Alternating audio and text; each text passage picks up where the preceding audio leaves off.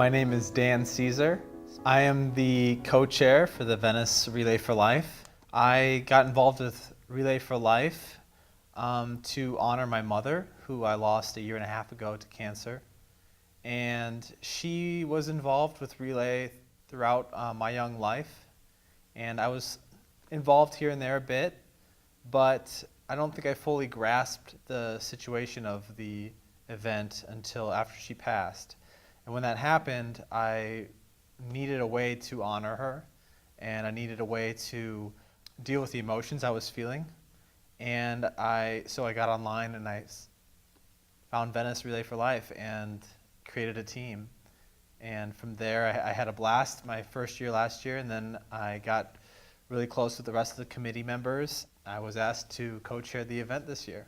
My last year's team was called Lights, Camera, Cure. And when I decided to create a team, I knew a few other friends of mine who had lost parents to cancer. And we were all in our early or mid-20s to early 20s, and we thought, gosh, we're really young to have lost parents. We should get together and do something, which is what led us to Relay. And the team was called Lights, Camera, Cure because we're all in the entertainment field. We all work in different areas, and so we decided to roll with that and grab all of our friends that are in it and created this really enthusiastic team, and we had a great time. If anyone is interested in creating a team, it's rather simple. You start by going to relayforlife.org, where it's going to have tons and tons of information at your disposal. You can create your team on the profile. So you can grab some friends, family members, people that you may know that have been affected by cancer, could be coworkers, and you can go online, you create a team, you create a team name, maybe you're creating a team in honor of a specific person, or you just want to have a fun, cool name for your team, that's great too. And from there, it's quite simple. You can create links to social media to invite friends and family to join your team. And from a click of a button, they will be instructed to fill out different forms and things like that. And before you know it, you'll be on the team, ready to go. From there, we have team meetings that happen monthly leading up to the event, where we discuss fundraising tips and ideas so that we can create a great relay and each team can continue to collect this money that they are trying to raise. There can be any amount of people to join a team. It doesn't have to be a ton. It could be very few. I believe my team last year consisted of only about 8 or 9 people, but there's teams out there that are super large. They could be up to 50 people. The only downside of having too little people is that if you're trying to walk the entire event, it's going to be difficult when you get to those early hours. Everyone's going to be pretty tired. So, but the more the merrier. And we had friends last year just come on the day and walk an hour for us, or walk a couple hours to help us out. And that was really, really helpful. But you can never have too many people on one team.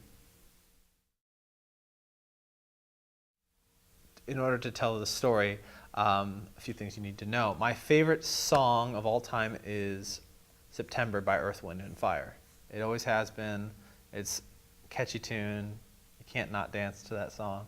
So that song created new meaning for me when my mother passed away. She passed away on September 22nd, 2012. So the first lyric of that song is, "Do you remember the 21st of September?" And I just get chills thinking about it, because that 21st of September is her last full day of life. And that song is so full of life that it's very special to me. Now, when we had the survivor lap, we did the caregiver lap, and when it was time for everyone to start walking, that song clicks on.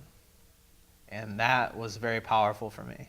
I was real nervous. I had a team a lot of the team members. It was their first relay, so they were looking to me to kind of help them. I'm like, come on, we're all gonna walk the first lap, and then that song played, and that was just extremely emotional and powerful for me. I had nothing to do with that. The DJ just felt compelled to play it, and it was very special. And so since that moment, I never play that song on my own. I let that song come to me.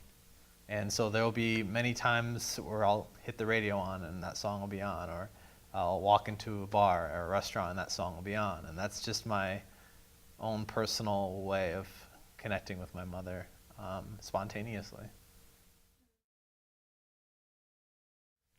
Well, my caregiving story was difficult. I was here in California. My mother was in Chicago, which is where I'm from.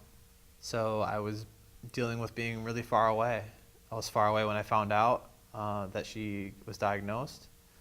But, so every vacation or every opportunity, every vacation day I had was go home. I went home and spent time with her and took her to chemo appointments and things like that. The only advice I can give to people that are new to caregiving or are a caregiver is to really spend as much time as you can with those people. But also, sometimes people that are new to cancer don't really want that. You have to kind of gauge each person's different, the way that they battle cancer. Some people want people around them. Some people want some time alone. Some people, so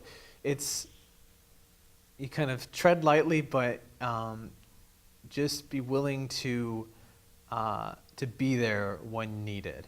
Always be ready, I'd say. And always have a positive outlook on the situation.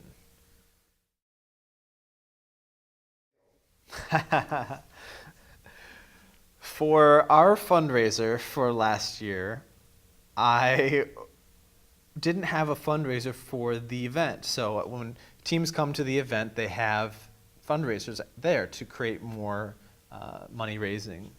And before the event, I didn't have one. And so the other co-chair, Grant, who was the co-chair, or the only chair at the time, offered to me this jail cell, this giant wooden jail cell. And he said, you can arrest people and put them in there and then charge them money to get out of the jail. And so we said, okay, that's great. Let's run with that a little further. So me and my best friend, who was on my team, we put on cop hats, whistles, mustaches, aviators. We had the whole look down and literally chased people around the relay and the track to arrest them and put them in jail. And it was a blast. We had so much fun, and all the kids had a great time with it. So that's just an example of one of the things that happens at Relay. And there's so many things like that happen. It's amazing how much goes into it so early. It's a constant reminder of why you're doing this, or at least that's the planning process it's made me so grateful. And just because every month where I get together with Grant, the other co-chair, or any of the other committee members, I'm inspired once again to keep planning and keep putting forward, or to make that extra phone call to that person, or send that email to that person to remind them to come to the next meeting, or to talk to that person at work that told me that their wife is battling cancer. So the planning process has been, it's been new, it's been different, and it's been an adjustment, but it's been a gratifying one. This relay, I'm excited to have a new perspective on the relay. I'm not going to be leading a team. I've handed those duties off to another person who will take over that team. And now I'm going to be looking at the relay as a whole from another perspective, not just as a team, but as an entire unity, as one. And I have, I'm part of this relay family now that I wasn't so much a part of when I first started. And I'm just looking forward to that. I'm excited to spend that 24 hours just seeing what we've created over the past year. After my mom passed away, it still hasn't quite hit me, honestly. It's been a year and a half, hasn't even been 2 years. I still feel like she's at home. I feel like I could pick up my phone, her number's still on my cell phone. I feel like I could call her up and, So it's completely unreal still. But to get through it, I surround myself with people that have been just incredible. They've kept their distance when I needed to be alone, and they've given me big giant hugs when I needed those too. So, and I've met so many people that have lost parents, and it's kind of a thing where when someone loses a parent, and you haven't, it's hard to understand what that pain is like. But when there's someone else your age that has gone through the same thing, they kind of know where you're at and can kind of give you some guidance and advice. And I really, that helped a lot for me. And just, I live my life every single day. I have it on my cell phone. It says, "Make Mom proud today." And so every single day I make sure I do one thing that I know would make her proud, or just saying hello to someone on the elevator, or saying good morning, or holding a door open. Even in that simple, I make sure that I do that. So that's how I get through it. If you are looking to join Relay for Life, or are a little unsure or on the fence about it, my advice to you would to be just to jump in, just with both feet. And start easy. Start by joining a team, or contacting myself or Grant to come to a team meeting. Just to come feel it out, see what we're about, ask some questions. Or just, if you're not sure, just come to the relay on the day. You don't have to be on a team. You don't have to be a team captain or a committee member. Just come by and watch it and see what happens. Because I am 100% sure you will have an experience at the relay. That's something that I've always felt, is that Relay for Life is not just an event that happens, it's a full experience. To people that are battling right now and maybe feel a little bit alone, I'd say that, again, come to the relay, see all these people who are in the same boat or are in the same battle. We're here to help those that we've lost, to remember the ones we've lost, to celebrate the ones that have survived, and to promote people that are still fighting. And we are here to help you in any way we can, even if that's just to put a smile on your face for a day.